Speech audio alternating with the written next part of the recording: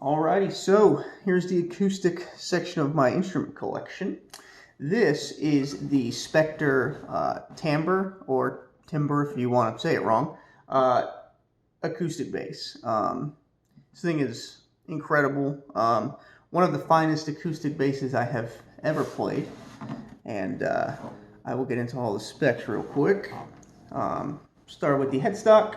So, here we go. So this is a medial capo, just really solid capo. These are Godo tuners, and this one in particular is a hip shot drop D tuner, drops it down to D. Signed by the greatest acoustic guitar player of all time, Mr. Tommy Emmanuel himself. Let's see here. So replaced the stock nut with this brass nut. Gives us a nice chime, really sounds good. Groove gear, fret wrap on basically everything, but really helps with the sympathetic resonation of an acoustic instrument. It's just really nice to have. But look at that thing. Man, this just plays so good. It is beautiful. So strings are, as of right now, I'm still in a love-hate relationship trying to find the perfect strings. I think I found the correct strings, just working on the correct string gauges for this right now. So these are New Tone strings. It's a company out of England, and these are these are 80/20 strings, and they are 45 to 105, and this is in standard tuning. So trying to figure out if I want to go a little lighter on some of these strings, like on my other acoustic bass, which I'll get to eventually, there is it's a 105, 80, 60, 40. So these top three strings are down a gauge, and it's a lot easier to play. These are a little stiffer, you know.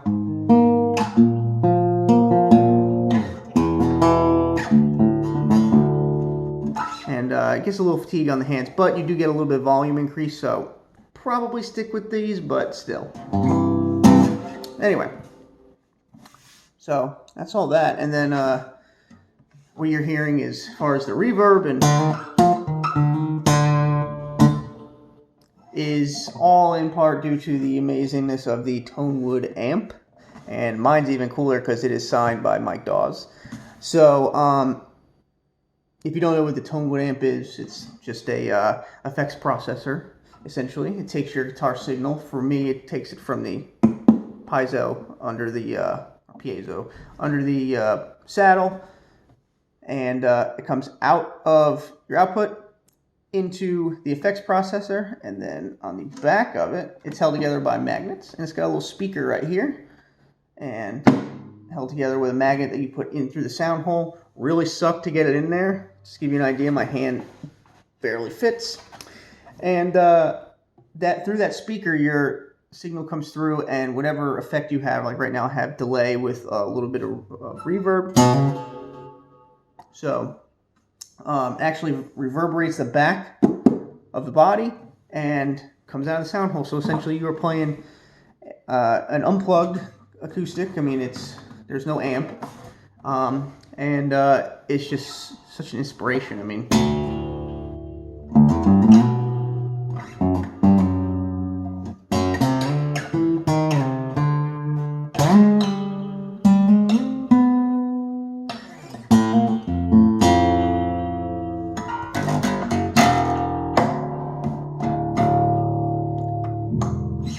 what an inspiration tool it is.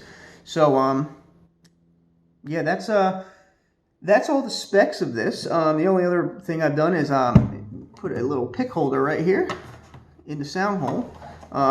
What's interesting is this is a bolt-on neck, which is, you don't see that in a lot of acoustics, but I kind of like it. You get some snappiness, and if for something ever happened to the neck, you can, I imagine I could call Spector and order a replacement, but yeah, so anyway, so here's the pick holder, and if you really want this bass to come alive, you play with a pick.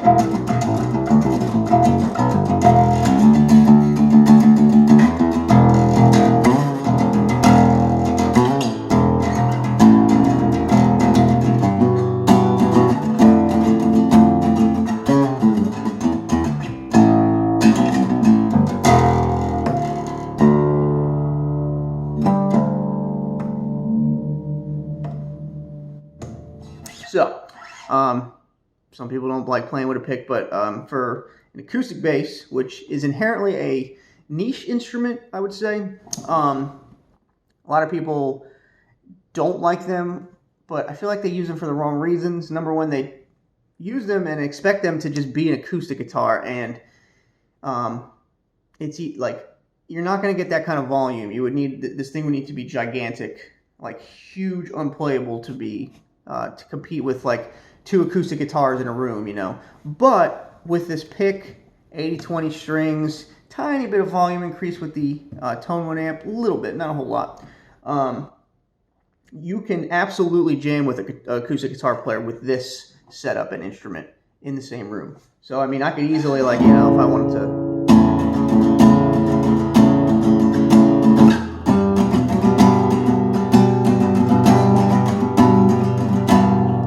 If you want to do chords, or even just like, you know,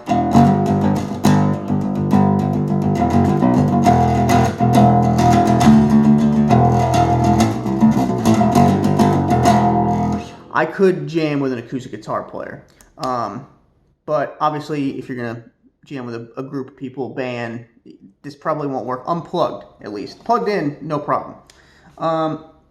But a lot of people also, I don't know, they don't like the sound of an acoustic bass as far as like strings. They like to throw like flat wounds on it, and you lose all your volume there. And you're trying too hard to sound like an upright bass, which this is not. I mean, it's not an upright bass. So, I mean, if you want to, you know, finger pick and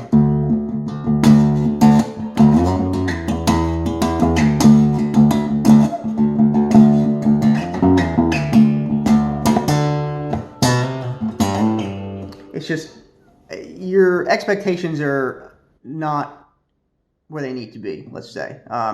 You're expecting too much out of something like this. This is like a niche instrument, but man, it is just a great thing to have.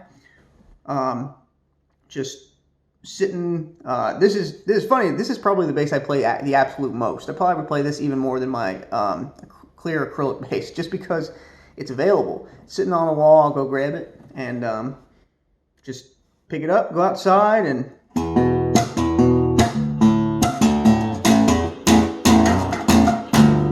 it's just easy, and it sounds great, plays great. I have literally 0 complaints about just this in general.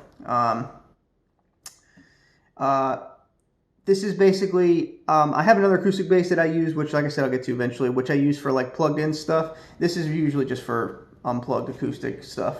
So the electronics on it don't matter as much for me. I could plug this in, but that's what the settings are that I'm working with here. So, yeah. Anyway, like I said, that's really all the specs on this thing and my thoughts on acoustic basses in general.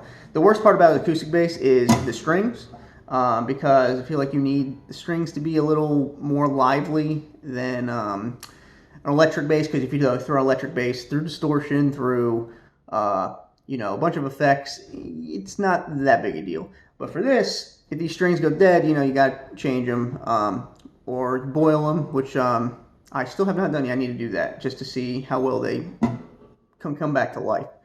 But acoustic bass strings are a rare commodity, more so than the instruments themselves. Very few companies make them, and the companies that do make one set, and it is the wrong gauge. It's very odd to me personally. They make brands like Elixir and Ernie Ball, D'Addario, all of them make a set. It just doesn't make sense. It's a heavy top, light bottom. When you want it the other way, I imagine, you want your low string to be tighter, especially if you're going to go, you know, go down to D and...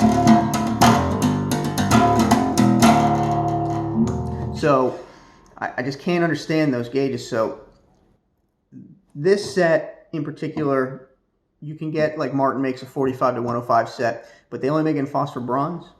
Very few companies even make 80-20 sets. I think Elixir is the only other one that makes it. But Newtone has been fantastic. There is only one complaint with Newtone, and that is that they are too good at what they do. They offer custom gauges on every set. You can buy a full set, and it usually takes from the time you order it to the time you get it about 3 to 4 weeks. So, because everything is handmade there, and they're fantastic. The guy that I talked to over there, Neil, every time I message him on or shoot him an email, he is quick to respond and will very quickly just, all right, here's your invoice, good to go.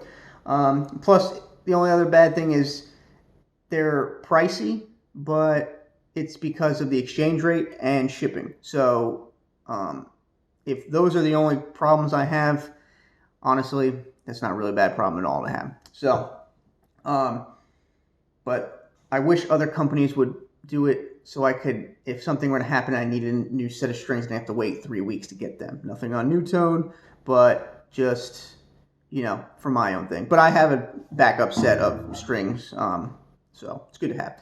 So anyway, that's pretty much it. I've been through a ton of acoustic instruments in my career, my bass playing lifetime, and this is just one of the finest instruments I've ever played. If you get a chance to play one, I also believe they make a short scale version, but they did not when I bought this. So I've had this for a while now, 4 years maybe, 3 or 4 years, yeah, probably about 4 years, almost 5. It's just hard to beat this, man. So it's really great. It's perfect. You can do a whole lot of things on it. You can do some metal stuff like.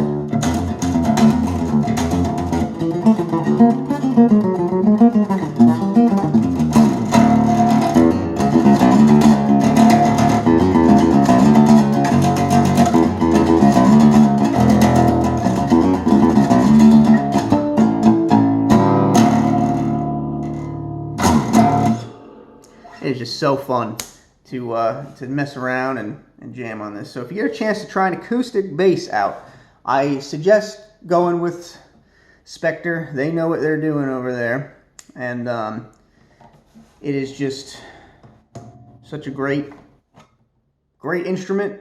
If you don't expect too much out of it, I would not take this unplugged and to go and jam with a drummer and all that stuff. But with a bass amp, no problem. Or campfire jams, hang around the fire pit, go sit on your porch outside. Nothing really beats this, and it really is just such a great instrument.